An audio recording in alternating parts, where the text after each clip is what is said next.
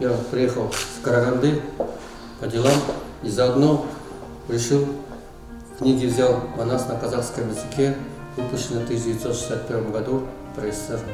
Решил подарить Кыргызской национальной библиотеке, что казахоязычные есть даже могут, что читали, ознакомились, что это великое произведение, уважали все Манас, это великая личность была, что память о ней должна быть остаться на века, ну и останется. Так что торжественно дарю вам. Спасибо большое. Действительно, нам очень нужны эти книги.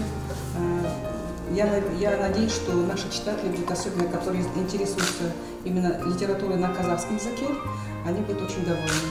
Так что вам спасибо большое. Чон рахмат сизге.